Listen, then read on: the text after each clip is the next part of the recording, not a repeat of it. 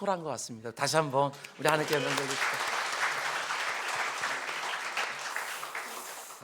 찬양 가사를 같이 보면서 저 가사 하나하나 한 편의 설교 같다 이런 생각을 했습니다. 밑줄 그으면서 가사를 좀 묵상하고 싶은 그런 마음도 들었습니다.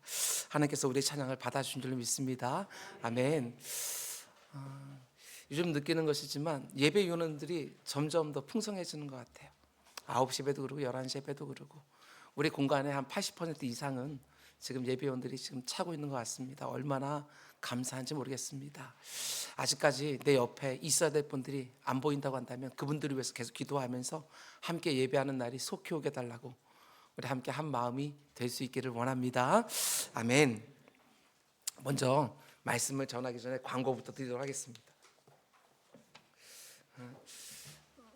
지난주에 우리 이정준 집사님이 또 교회 오셔서 저한테 굉장히 귀한 선물 하나 주시고 가셨어요. 이게 바로 조혜련의 잘 보이는 성경 이야기 해서 창세기부터 시작을 해서 신약까지 해서 쭉 해서 이렇게 책이 이렇게 아이들이 잘 볼 수 있도록 어른들도 읽어도 될 정도로 잘 이렇게 정리가 되어 있어요. 조혜련 씨가 이제 기획을 하고 그리고 또 목사님 한 분하고 우리 그림은 우리 이정준 집사님이 1000컷 이상 여기다 넣으셨어요. 그래서 5년 걸려서 책이 나온 거예요. 그래서 요거 한 권을 제가 1층 우리 카페에다가 비춰 놓을 테니까 여러분도 한번 쭉 보시고 또 기도해 주셔서 이 책이 또 더 많은 사람들에게 전해질 수 있도록 했으면 좋을 것 같습니다. 그리고 또 한 권 오늘 제가 또 선물 받았는데요. 우리 이거 김덕래 집사님 또 이거 그리신 그림이에요. 그래서 이거는 우리 감자탕 교회 우리 조연삼 목사님하고 같이 협업해가지고서 또 이렇게 또 만화로 해서 행복의 시작 예수 그리스도 해서 생명의 말씀사에서 나온 책이거든요. 이 두 권 다 제가 1층 카페에다 놓을 테니까 여러분들 한번 거기 오실 때 있으면 보시고요. 그리고 또 좋은 선물들이 되었으면 좋겠습니다. 우리 잠시 기도하겠습니다. 사랑의 주님, 이제 말씀을 드리려고 합니다. 사람의 말로 듣지 않게 하시고 하나님께서 오늘 나에게 주는 말씀으로 받고 아멘하여 순종하는 우리 모두가 될 수 있도록 은혜를 베풀어 주시옵소서. 부족한 종이 이 말씀 묵상할 때 주셨던 그 영광보다 말씀을 증거할 때 더 풍성하게 해주셔서 성령의 교통함을 이 시간에도 경험할 수 있도록 은혜 베풀어 주옵소서. 예수님의 이름으로 기도드렸습니다. 아멘. 여러분들이 가지고 계시는 그 화목하게 하는 말씀 11번째 말씀입니다. 오늘 말씀의 제목은 주일 예배는 내 인생의 지성소, 내 시간의 선악과입니다. 이런 제목으로 말씀 전하도록 하겠습니다.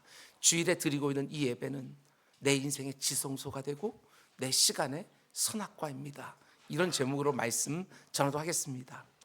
우리가 잘 아는 것처럼 레위기 말씀은 거룩에 관한 책입니다. 총 27장을 이루어진 레위기 말씀으로 하나님은 내가 거룩하니 너희도 거룩하라 명령하시면서 우리가 어떻게 해야 이 땅에서 거룩한 하나님의 백성으로 구별된 삶을 살 수 있는지 세세하게 가르쳐 주시는 것이지요. 어떻게 해야 여러분과 제가 이 땅을 살아가면서 하나님의 백성답게 거룩하고 구별되게 살 수 있느냐? 하나님은 먼저 종교적인 행위들을 강조하십니다. 날들과 그리고 예배들과 절기, 의식들, 거룩한 삶을 그것들을 통해서 유지하라고 말씀하시는 것이지요. 종교적인 행위를 통해서 너의 거룩함을 유지해라. 그러나 종교적 행위들을 통해서 거룩해지는 것만 하나님 말씀하시는 건 아닙니다. 일상적인 행위를 통해서도 그 거룩함을 유지해야 된다 말씀하시는 것이지요. 남자들이 밭에 농사를 짓다 씨를 뿌릴 때에도 여인들이 옷감을 짤 때에도 거룩함과 구별됨을 생각해야 된다. 이렇게 말씀하시는 거예요. 이렇게도 말할 수 있습니다. 종교적인 행위들을 통해서 하나님과의 관계 속에서 거룩함을 드러내고 일상적인 삶을 통해서 사람들과의 관계 속에서 거룩함을 드러내고 레위기는 바로 그런 거룩을 말하는 것이지요. 여러분, 그런데 종교적인 거룩과 일상에서의 거룩, 하나님 이 두 가지 모두를 다 강조하시는데 언제부터인가 이런 질문들이 한국 교회에서 심심치 않게 나오는 것을 보게 되어집니다. 일상의 거룩을 위해서 종교적 거룩이 필요한 것이 아닌가? 종교적 거룩도 그 자체로도 너무나도 우리에게 중요한 의미를 갖고 있는데 마치 일상의 거룩을 위해서 종교적인 거룩이 부수적으로 필요한 것처럼 그런 질문을 던지기도 하고, 또 어떤 분들은 일상에서 충분히 거룩하게 이미 살고 있고 구별되게 살고 있는 사람에게 꼭 종교적인 행위, 예배와 기도를 통한 거룩이 필요할까? 이런 질문을 던지기도 합니다. 종교적인 행위들보다는 일상적인 행위를 통한 거룩이 마치 더 중요한 것처럼 말을 하는, 종교적 의식은 점점 더 가볍게 생각하는 경향이 오늘날 성도들에게 정말 있는 것이지요. 왜 그렇게 생각하는지 목회자의 한 사람으로 충분히 이해는 됩니다. 교회 안에서 예배하고 기도하고 찬양하는 종교적 행위만 보면 지극히 거룩해 보이는데 실제로 살아가는 모습을 보면 조금 더 거룩해 보이질 않습니다. 예배의 자리에서 입술의 고백은 너무나도 거룩해 보이는데 일상의 자리에서, 가정에서, 일터에서 살아가는 모습만 놓고 보면 이 세상과 별로 다를 바가 없어 보이는 거예요. 예배의 자리와 일상의 자리의 불일치, 그 모순적인 행위에 대한 반발로 종교적인 행위들을 통한 거룩보다도 일상적인 행위들을 통한 거룩이 더 강조되고 있는 시대가 아닌가. 여러분, 그러나 종교적 행위로서의 거룩과 일상적인 삶에서의 거룩, 이 두 가지는 별개의 것이 아닙니다. 이렇게 말할 수 있어요. 잘 들어보십시오. 일상에서의 삶의 집약이 종교적 의식, 예배로 드러나는 것이고, 종교적 의식은 다시 그 일상의 삶의 방향을 제시해 주는 것. 이게 요약적인 정의예요. 일상적의 삶, 내 삶 속에서 말씀대로 살고 믿음으로 살았던 그 한 주간의 삶에 집약된 것이 이렇게 주일 예배로서 드러나는 것이고, 이렇게 주일 예배를 드리는 이 의식을 통하여 다시 그 일상에서 말씀대로 믿음으로 살 수 있는 힘과 의지를 다시 얻게 되어지는 것. 그래서 의식으로서의 예배는 절대로 일상과 무관한 것이 아니에요. 종교적인 의식을 우리의 일상과 절대로 구분해서 생각할 수 없다는 것이 붙어있는 한 덩어리지요. 일상에서 거룩하게 살지 못하는 사람이 이렇게 종교적인 예배 형식화돼서 제대로 된 예배를 드릴 수 없는 것이고, 종교적인 그 의식으로서의 그 예배를 가볍게 여기는 사람이 일상의 삶에 가서 거룩하게 산다? 어림없는 일이고, 이 두 가지는 붙어 있는 거예요. 예배는 마치 자동차의 바퀴를 다시 정렬한 것과 같습니다. 차를 운전하다 보면 타이어가 마모되고 때로는 충격을 받기도 하면서 원래 각도보다 조금씩 틀어지지요. 그래서 핸들을 바르게 잡고 있더라도 바퀴가 틀어 있으니까 똑바로 가지 않는 현상이 일어나는 거예요. 그때 필요한 것이 휠 얼라이먼트, 바퀴를 다시 조정하는 거예요. 그래 안전하게 운전할 수 있지요. 우리의 마음도 마찬가지라는 것입니다. 우리가 일상을 분주하게 살아가다 보면 내 마음의 각도가 나도 모르는 사이에 조금씩 자꾸 틀어져요. 하나님을 향하여 딱 고정되어 있었던 내 마음이요, 나도 모르는 사이에 이 세상을 향하여 틀어져 버려요. 그리고 내 안에 있는 욕망을 따라서 눈에 보이는 것을 향하여 내 마음의 각도가 조금씩 달라지게 되어지는 거예요. 그래서 마치 자동차의 바퀴를 정렬하는 것처럼 내 마음의 정렬도 필요한 것이지요. 규칙적으로 그런 시간을 내 삶에서 떼어놓지 않으면 장사 없습니다. 나도 모르는 사이에 내 삶의 방향이 달라지는 것이고, 한 번뿐인 이 귀한 인생을 엉뚱한 데다가 쏟아버릴 수 있는 위험도 있는 거예요.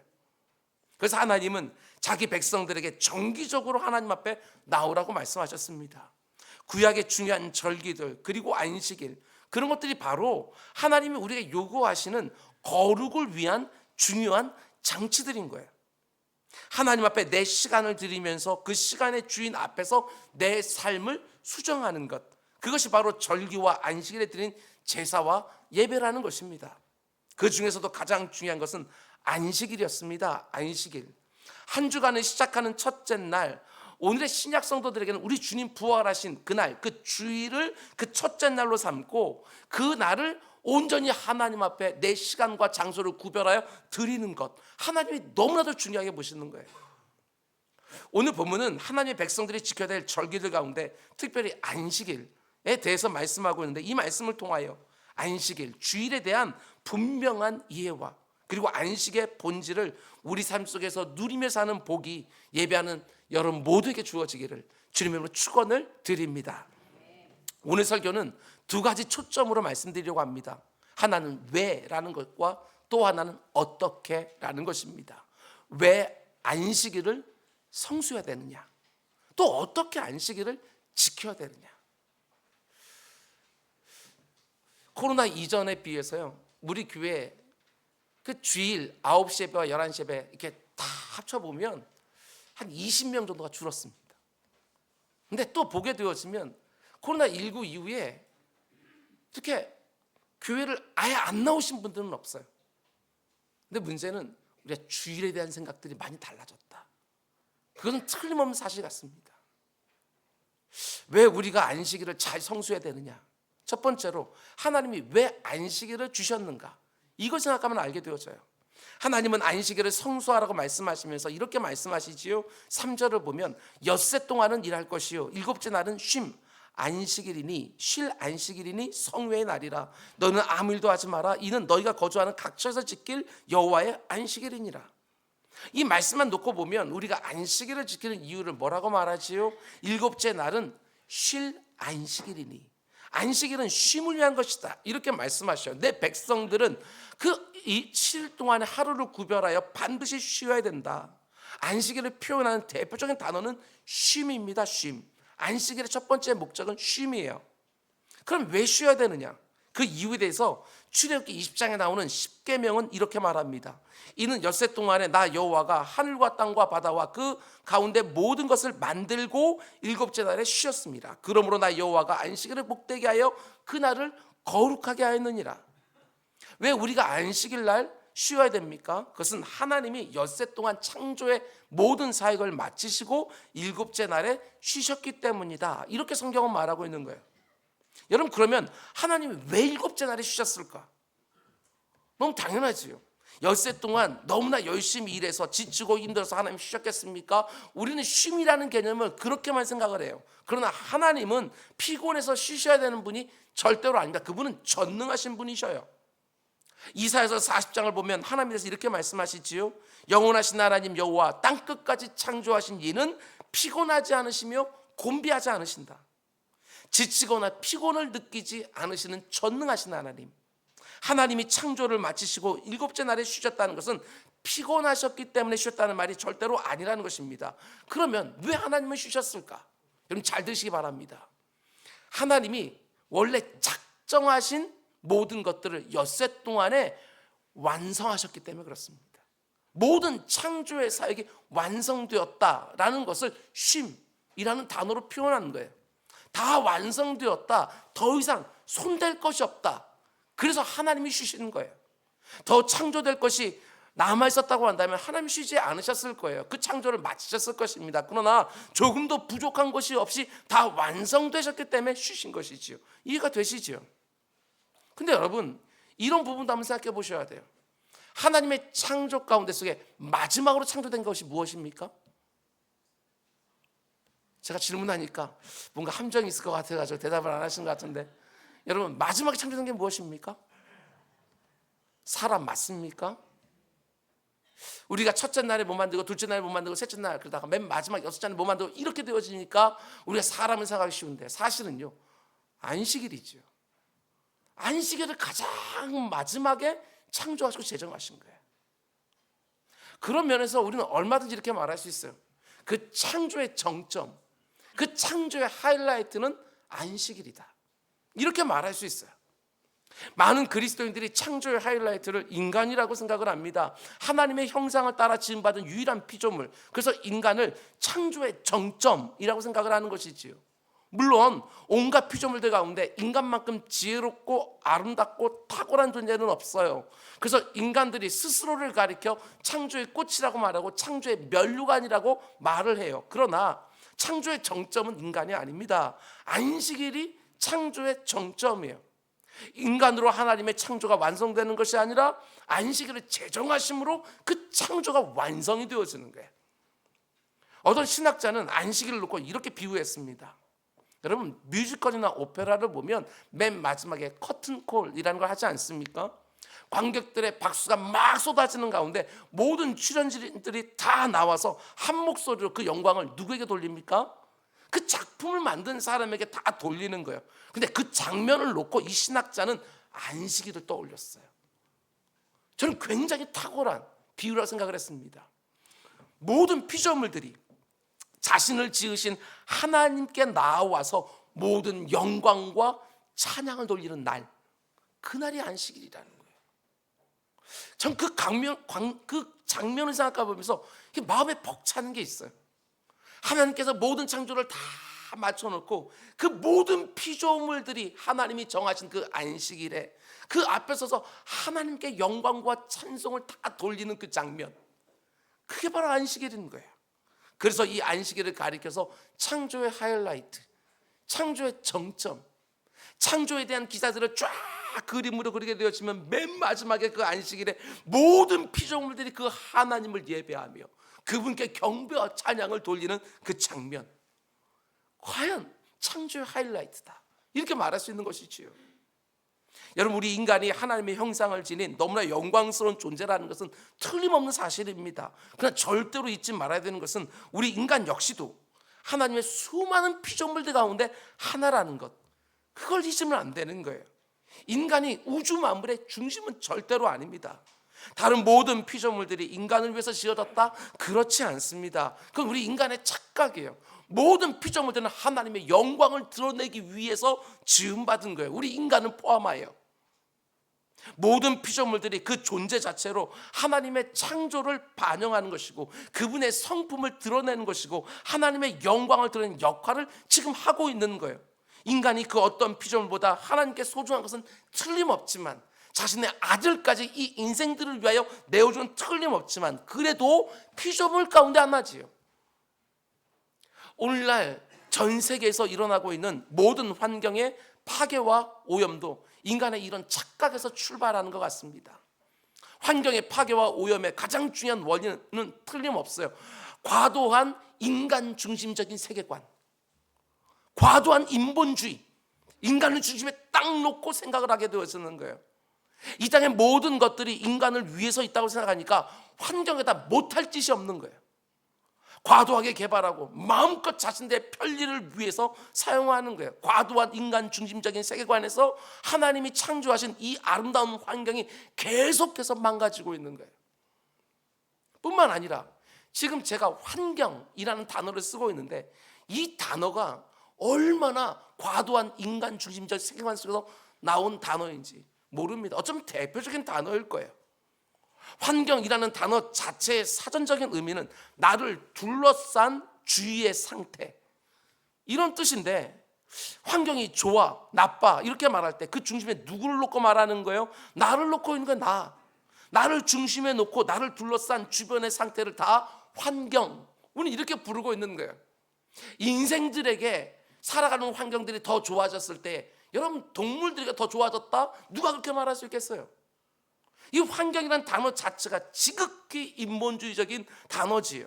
나를 중심에 딱 놓고 있으니까 나를 둘러싸고 있는 산이나 강이나 바다나 나무나 동물들이나 모든 것들이 다 나를 위한 백그라운드가 돼요.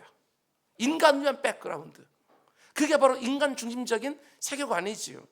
하나님이 지으신 온 세상을 나를 중심에 놓고 환경이 좋고 나쁘고를 판단해 버리는 거예요. 그러나 실상은 그렇지 않다는 것입니다. 내가 중심에 있고 다른 모든 것들은 다 환경이고 백그라운드가 아니라 모든 피조물들 하나하나가 하나님이 자신의 영광을 위하여 의미 있게 창조하신 피조물이라는 것입니다. 그래서 창조의 하이라이트는 인간이 아니에요. 안식일이 하이라이트예요.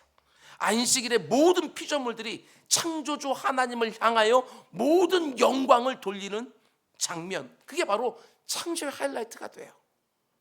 일주일 동안 열심히 일했으니까 일요일은 나를 위해서 좀 쉬어야 되겠다, 아니라는 것입니다. 그날은 모든 피조물이 하나님께 영광을 돌리는 날이에요. 그분을 위한 날인 것이지요.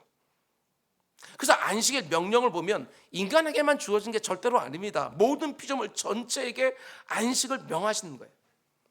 출애굽기 20장을 보면 이렇게 말씀하십니다. 일곱째 날은 네 하나님 여호와의 안식일인즉 너나 네 아들이나 네 딸이나 네 남종이나 네 여종이나 네 가축이나 네 문 안에 머무는 객이라도 아무 일도 하지 마라.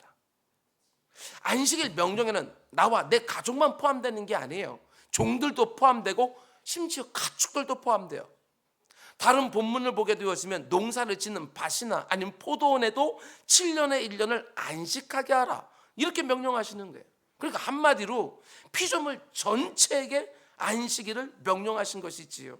안식일을 통하여 무엇을? 창조주 하나님을 기억해라. 네가 피조물이라는 것을 다시 기억해라.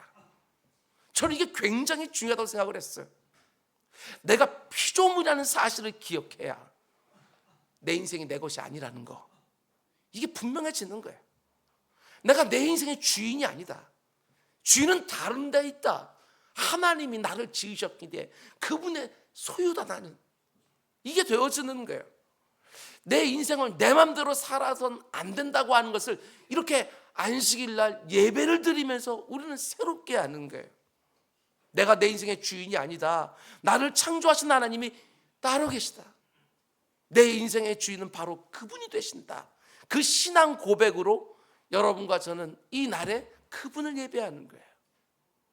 그런 면에서 우리가 주일이라고 부르는 오늘 무엇을 반드시 해야 되느냐? 첫 번째로 하나님과 나와의 영적인 관계를 점검하셔야 돼요. 창조주와 피조물. 하나님이 정해놓으신 날에 모든 일을 다 멈추고 하나님 앞에 나와 하나님이 나의 창조주가 되십니다. 나의 주인이 되십니다. 이 고백을 새롭게 하는 거예요. 그리고 또 한 가지, 이 부분도 굉장히 중요해요. 나의 피조물됨을 고백하면서 내가 중심이 아니라 같이 살아가는 사람들, 그리고 다른 피조물들까지 함께 조화롭게 살아가야 된다는 것을 다시 한번 새롭게 환기시키는 거예요. 그게 바로 하나님이 여러분과 저에게 안식일을 주신 첫 번째 목적이다. 창조주 하나님을 기억해라. 두 번째로, 첫 번째가 창조주 하나님을 기억하는 날이라고 한다면, 두 번째는 구원자 하나님을 기억해라. 너를 구원하신 이가 있다. 너를 자유케 하신 이가 있다. 이걸 주일에 기억하라는 거예요. 십계명을 다시 한번 반복하는 신명기 5장을 보면 안식일의 또 다른 목적에 관해서 이렇게 말합니다. 잘 보십시오. 신명기가 두 군데 나오잖아요. 하나는 출애굽기, 또 하나는 신명기. 출애굽기 20장, 신명기 5장. 이게 두 군데 나오거든요. 시점이 달라요. 출애굽기 20장에는요, 이스라엘 백성들이 출애굽할 때 바로 직전해 준 것이고, 그 다음에 광야생활 다 끝나고 광야로 들어가기 바로 직전해 준 게 신명기 5장이에요. 그런데 잘 보게 되어지면 출애굽기 20장에서는 빠져 있었던 것이 신명기 5장에 더 들어가 있는 것이 보이거든요. 잘 보십시오. 신명기 5장 15절입니다. 너는 기억하라. 네가 애굽 땅에서 종이 되었더니 내 하나님 여호와가 강한 손과 편팔로 거기서 너를 인도하여 내었나니 그러므로 네 하나님 여호와가 네게 명령하여 안식일을 지키라 하느니라. 출애굽 이후에는 안식이라는 개념 속에 창조와 함께 구원이라는 개념이 덧붙여지는 거예요. 애굽에서 너희를 이끌어 주신 하나님의 구원을 이 안식을 통해서 기억하라, 이렇게 말씀하시는 것이지요. 그러니까 안식일의 중요한 목적은 우리의 구원, 우리의 구원자를 기억하는 거예요.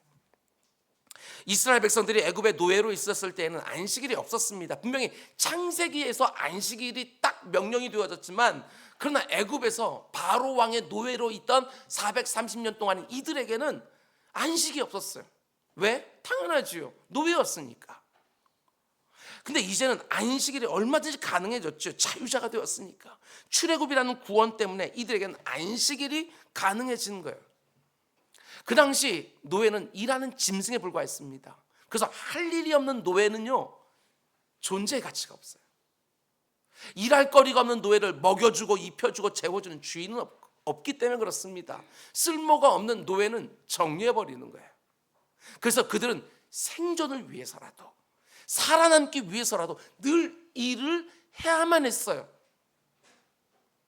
일을 해야만 살 수 있는 것이고, 일을 해야지만 존재할 수 있는 거예요. 쉼, 안식, 이런 건 다 주인에게만 있는 것이고, 쉬는 순간 이 노예들은요, 불안해지기 시작해요.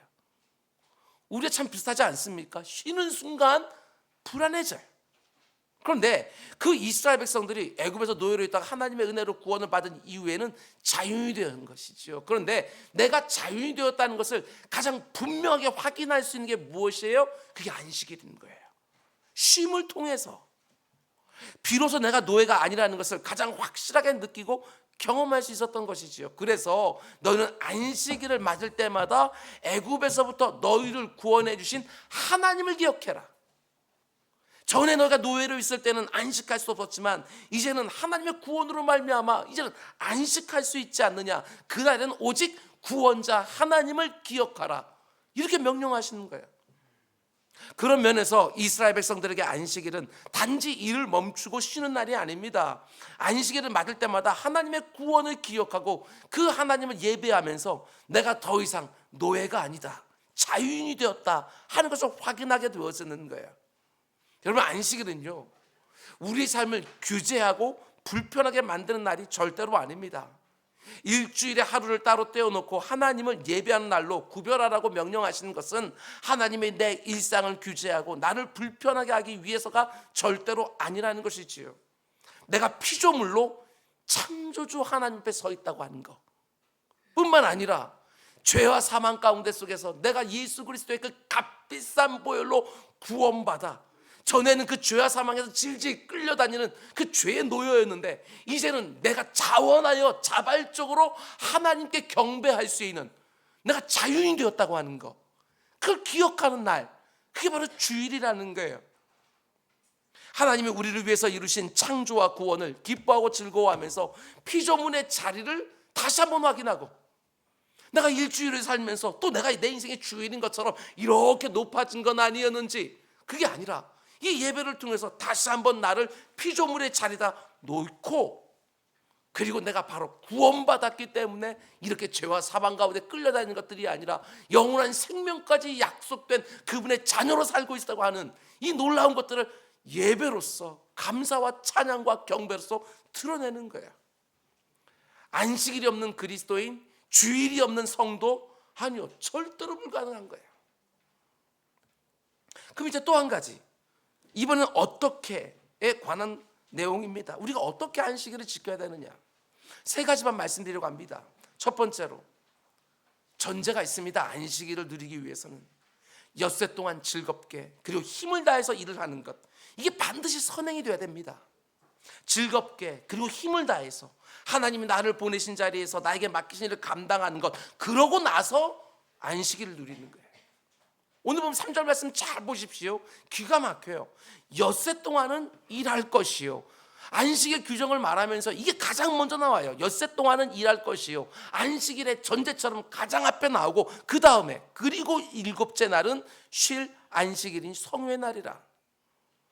하나님은 안식일의 중요한 전제로서 엿새 동안의 성실한 노동을 말씀하시는 거예요. 성실한 노동이 있어야 꿀 같은 안식이 우리에게 있는 것이지요. 일을 할 수 있는 것, 여러분 경험하신 분들 꽤 있으실 거예요. 그건 형벌이 아니라 복이지요. 일을 할 수 있다고 하는 것, 성실하게 일한 다음에 받는 보상, 그게 바로 안식이에요. 그러면서 안식일은요, 이렇게도 말할 수 있습니다. 일을 잘 마치고 버리는 잔치다. 엿새 동안 내가 해야 될 일들을 잘 마쳤기 때문에 마치 잔치를 벌이는 것처럼 안식을 누리는 거예요. 나에게 그 엿새 동안에 일을 할 수 있는, 내게 맡겨진 것들을 감당할 수 있는 힘과 능력과 지혜를 주신 그 하나님을, 그 안식을 누리면서 경배하는 거예요. 열심히 일한 다음에 그 일에 만족감을 누릴 때 안식은 더욱 온전해지지요. 여러분의 일터에 이런 축복이 있기를 원합니다. 내가 하는 일에 만족이 있다? 그것처럼 복이 어디 있어요. 내가 하는 일에 만족이 있으니까 누가 뭐라고 하든 성실하게 일을 하는 것이고, 아무리 힘이 든다 할지라도 그 일엔 즐거움과 보람이 있기 마련이고, 하나님이 나에게 주신 일터에서 내가 즐겁게 일을 하고, 하나님이 나에게 준 직업을 직업 소명설, 하나님의 소명으로 받고 그 일을 충성스럽게 감당하는 것, 그게 그 다음에 누리는 안식, 이게 제대로 된 안식이지요. 일주일 동안 참 잘 쉬었는데 또 하루를 더 쉬는 거, 이게 안식이 될 수가 없어요. 한 주일 동안 열심히 일하고 나서 하나님이 정하신 날에 마음껏 안식을 누리는 것이지요. 이게 바로 안식일을 누리는 첫 번째 방법입니다. 엿새 동안 성실하게 일하라. 그런가 하면 두 번째 방법은 일을 멈추는 데 있다. 일을 멈추라. 3절 말씀 다시 보십시오. 엿새 동안 일할 것이요 일곱째 날은 쉴 안식일이니. 안식일의 전제는 분명합니다. 엿새 동안 열심히 일을 하다가 일곱째 날은 그 일을 멈추는 거예요. 그리고 쉬는 거예요. 하나님은 더 강하게 말씀하십니다. 너는 아무 일도 하지 마라. 이는 너희가 거주하는 각처에서 지킬 여호와의 안식일이니라. 아무 일도 하지 말라고, 일을 멈추라고. 여기서 일을 멈추라라고 하는 이 말씀은 쉬라 이런 의미도 있겠지만 더 본질적인 의미가 있어요. 멈추는 것은요, 네 욕망을 멈춰라. 그 일곱째 날 그 하루까지 일을 해서 그 가운데 네가 원하는 그 욕망을 채우려고 하지 말고 절제해라. 욕망의 절제. 그게 바로 일을 멈춘다라는 그런 말이에요. 하나님이 쉬라고 명하신 날까지 일을 해서 더 많은 것 가지려고 하는 그 욕망, 그거 절제해라. 여러분, 인간이 타락하기 이전에 그리고 이후에 우리의 죄된 욕망은요, 이제는 만족을 모릅니다. 참 많은 사람들이 욕망이라는 이 전차를 멈출 수가 없어요. 그 전차는 행복이라는 종착역으로 막 달려가는 것처럼 보입니다. 근데 중요한 것은 진정한 행복은 욕망을 무한정 채운다고 주어지는 게 아니라는 거예요. 내가 원하는 것들이 다 채워져야 행복한 것이 절대로 아니라는 것입니다. 그렇게 할 수도 없어요. 욕망을 절제할 수 있을 때 진짜 행복을 우리는 경험하게 되어져요. 내게 주어진 것을 족한 줄 알 때 우리는 바로 그 자리에서 우리는 행복을 경험하게 되어지는 거예요.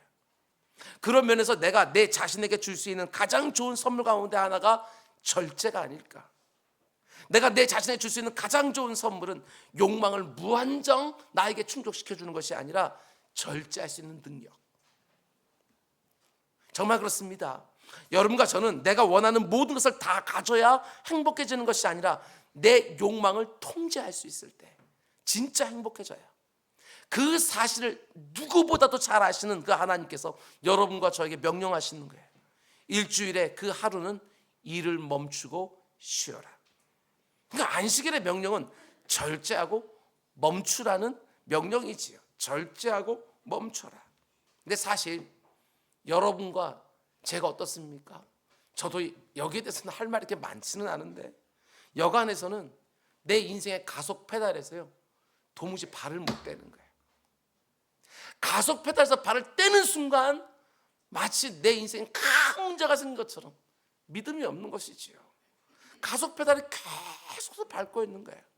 하나님이 정해준 날에는 내 삶의 엔진을 딱 멈추고 하나님 앞에 온전히 서야 되는데 그걸 제대로 하지를 못하는 거예요. 주유소에 가면 이런 주의 문구가 써 있어요. 여러분도 한 번쯤 보셨을 텐데 주유 중 엔진을 정지하지 않으면 200만 원의 과태료가 부과됩니다. 제가 이 말을 보면서 이런 생각이 들었어요. 주일날에 삶의 엔진을 멈추지 않는 성도들에게도 200만 원씩 과태료를 물리면 어떨까? 오늘 일해서 200만 원 이상 버시는 분들은 예외로 하고 그 밑으로 하면 여러분 과태료 걱정해서라도 우리 주일은 지키자. 여러분 주일은 절대로 우리를 불편하게 하고 번거롭게 하는 날이 아닙니다. 삶의 엔진을 멈추고 하나님 앞에 나를 딱 세워놓고 그분의 은혜가 내 영육에 담기게 하는 날이에요. 멈춰놓고 담기게 하는 날. 하나님 앞에서 내 일상을 멈추고 하나님의 지혜와 하나님의 사랑과 하나님의 능력이 내 인생에 채워지게 하는 날. 하나님이 이 날에 복을 담아주셨다 이렇게 말씀하셨어요. 내 영혼을 모든 일에서 멈추고 하나님 앞에 세워놓고 그 복을 받는 날. 이게 바로 안식일을 지키는 두 번째 방법이에요. 일을 멈춰라. 네 욕망을 절제해라. 그런가 하면 안식일을 지키는 마지막 세 번째 방법, 이 부분이 핵심이에요. 여러분 주일날 하나님을 예배하는 것을 내 삶의 최우선 자리에 두는 것. 여러분 이게 세 번째. 예배하는 이 날을 내 삶의 최우선 순위에 놓는 것. 3절 말씀 다시 보십시오. 엿새 동안은 일할 것이요 일곱째 날은 쉴 안식일이니 그 다음에 뭐라고 말해요? 이 날을 가리켜 성회의 날이라. 하나님이 아직 지정해 주셨어. 이 날을 어떻게 사용할지.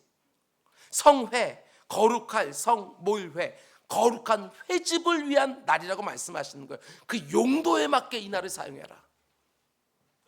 성경은 분명히 주일을 가리켜서 성회의 날이라고 말하고 있지만 오늘날 많은 사람들이 심지어 우리 성도들까지 포함하여 부족한 잠을 보충하는 날로 주일을 사용하기도 합니다. 주일에 일은 분명히 멈췄어요. 근데 그 날을 성회의 날이 아니라 늦잠의 날로 그렇게 사용하는 경우들이 많아요. 얼마나 피곤할까. 여러분, 제가 모르는 바가 아닙니다. 충분히 이해가 돼요. 한 번씩은 그렇게 그냥 아주 골아 떨어져서 주일날 예배도 못 나오는 모습 보면 안쓰럽기도 해요. 일주일 동안 하던 일을 멈추고 그 시간에 쉬고 싶은 마음 왜 모르겠습니까? 그러나 하나님은 우리가 단지 일을 멈추기를 원하시는 게 아닙니다. 일을 멈추고 예배의 자리에 나오기를 원하시는 거예요. 우리의 몸이 쉼을 필요하고 그리고 잠을 필요로 하는 것처럼 우리의 영혼은 예배가 필요해요.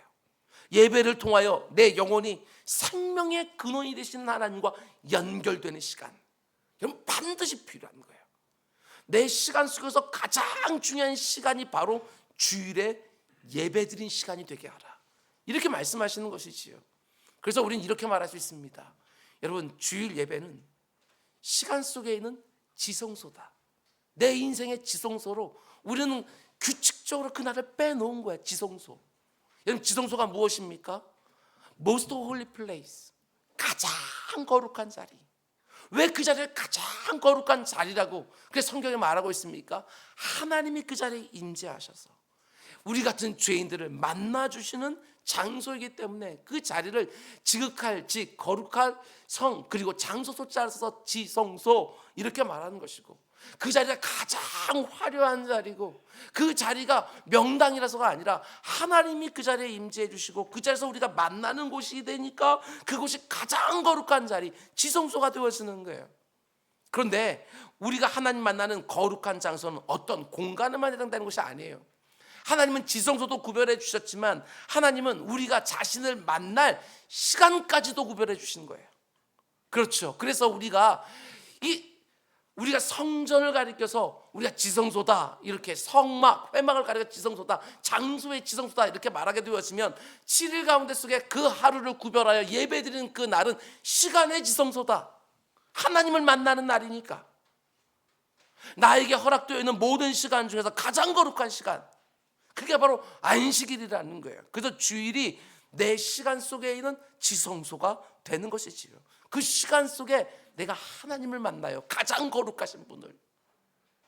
물론 하나님은 무소부재하신 분이시기 때문에 틀림없이 모든 장소에 계시고 영원전부터 영원까지 모든 시간 가운데 계시는 분이시지만 특별한 장소를 구별하고 특별한 시간을 구별해서 그 장소에 올 때는 특별한 마음으로 오라고, 그 시간에 올 때는 특별한 마음으로 오라고, 그러면서 예배당이라는 장소와 주일이라는 시간을 허락해 주신 거예요. 하루에 24시간, 일주일에 168시간 하나님이 나에게 허락해 주시고 그 가운데 2시간, 3시간 딱 떼어놓고 내 시간의 지성소로 삼으라고 명령하시는 거예요. 내게 주어진 모든 시간들 가운데 가장 거룩한 시간으로, 하나님을 만나는 시간으로 딱 떼어놓으라. 여러분, 구약의 지성소는 하나님을 만나는 장소였고 가장 거룩한 장소였지만 오직 제사장들만 들어갈 수 있는 특별한 장소였어요. 여러분, 특별한 장소는요 모든 사람들이 소유할 수 없다는 뜻 아니겠어요? 그러나 이 시간은 누구에게나 동일하게 주어진 시간입니다. 그래서 시간의 지성소가 너무너무 중요해요. 이런 점을 한번 생각해 보십시오. 행복을 위해서 우리에게 필요한 것은 여러분 장소겠습니까? 시간이겠습니까? 여러분, 공간이 더 필요합니까? 아니면 시간이 더 필요합니까? 공간보다는 시간이 더 필요하고 공간보다는 시간이 더 중요합니다. 살면 살수록 더 느끼게 되어져요. 사람은 자기 소유의 공간이 없어도요 얼마든지 행복하게 살 수 있어요. 저 역시도 제 이름으로 등기된 집이 하나 없지만 저는 행복하게 살아요. 그러나 그 행복을 누릴 수 있는 시간이 없다면 인간은 절대로 행복을 누릴 수가 없어요. 행복의 조건은 공간이나 소유가 먼저가 아니라 시간이 먼저인 것이죠. 그래서 시간이 중요해요. 근데 주일은 우리가 하나님을 예배하는데 그 하나님이 어떤 분이시냐? 우리의 시간의 주인. 그 하나님 앞에 쓰는 거예요. 시간의 주인이 되시는 하나님 앞에 여러분과 제가 서는 거예요. 그게 바로 예배예요. 여러분, 시간은 하나님이 인간에게 주신 가장 좋은 선물 가운데 하나예요.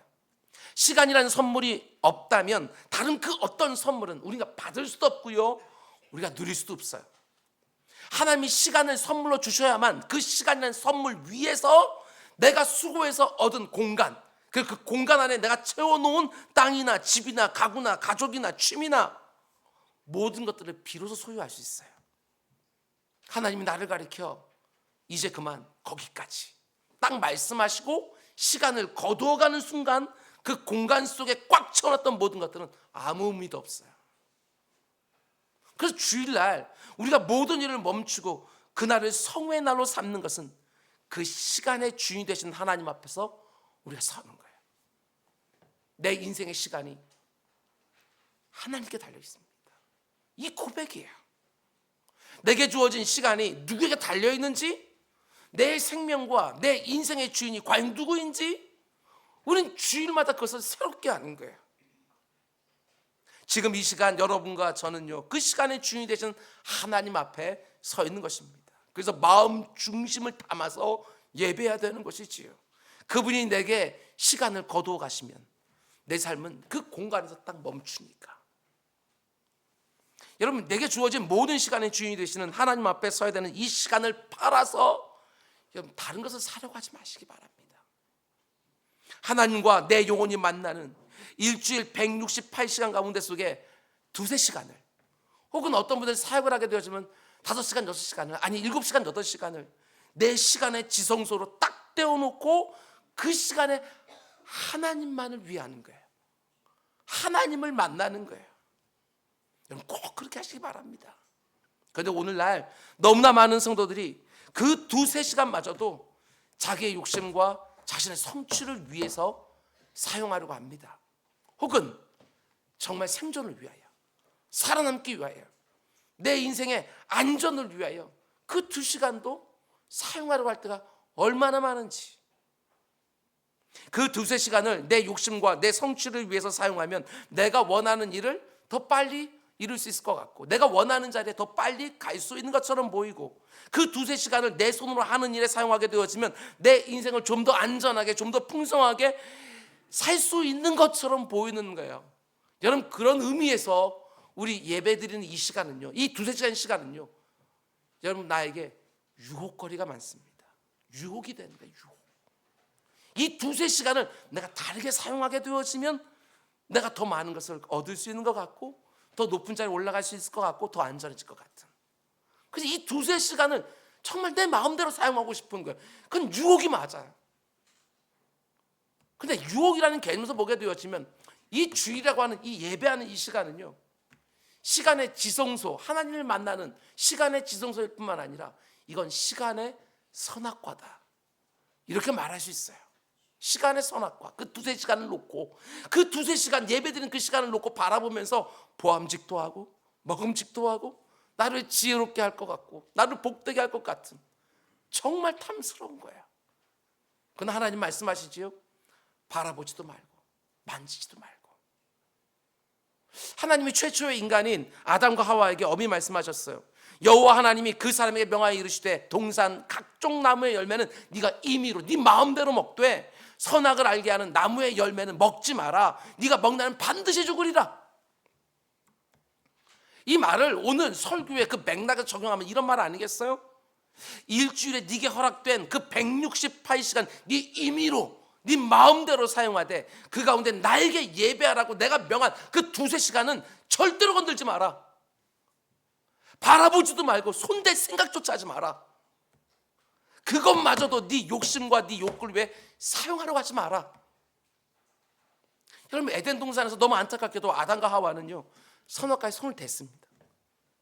먹지 말라고 하나님이 그렇게 엄히 말씀하셨는데 그것을 바라보고 만지고 따서 먹었어요.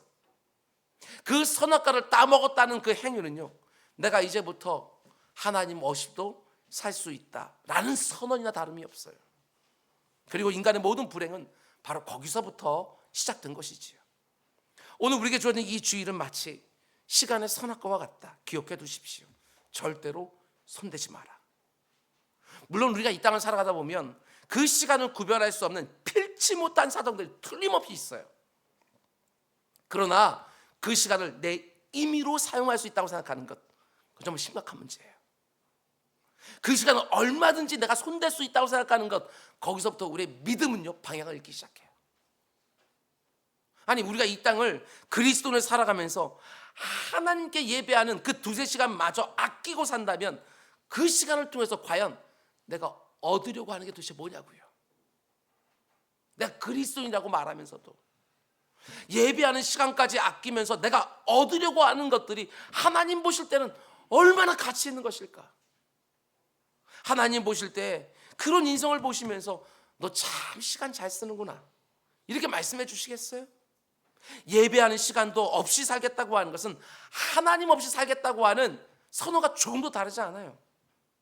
물론 세상이 이렇게 복잡해지면서 그리고 분업화되면서 주일에 일을 해야만 되는 직업 틀림없이 있어요.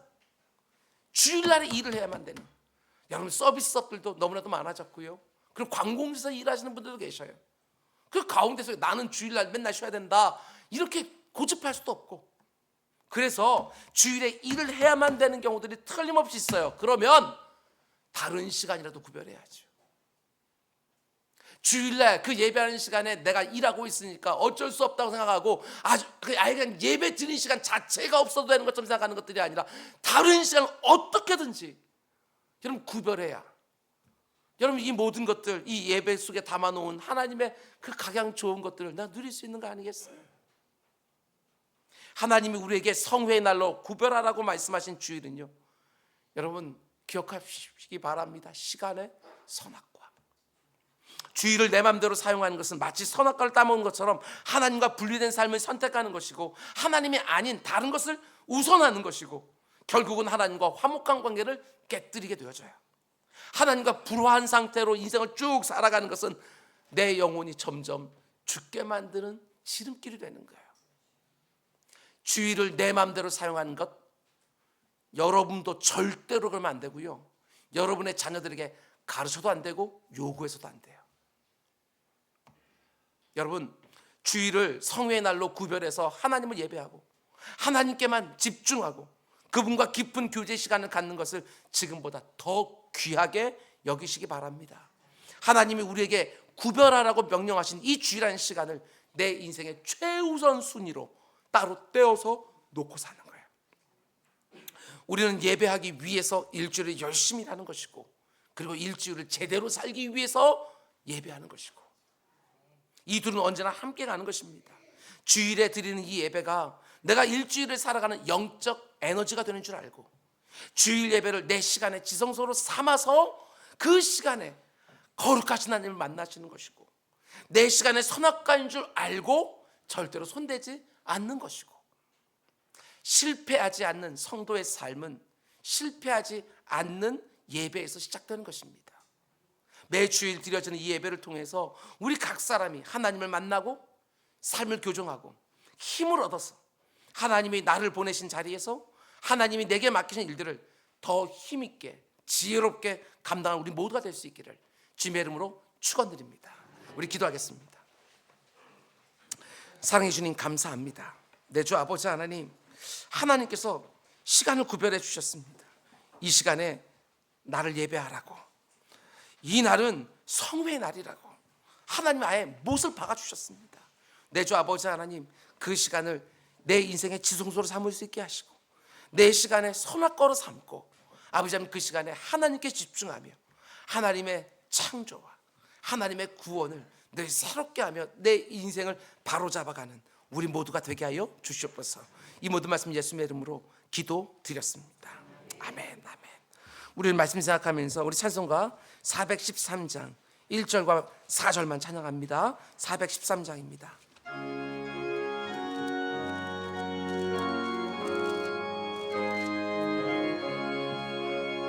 내 평생에 가는 길 순탄하여 늘 잠잠한 강 같은 지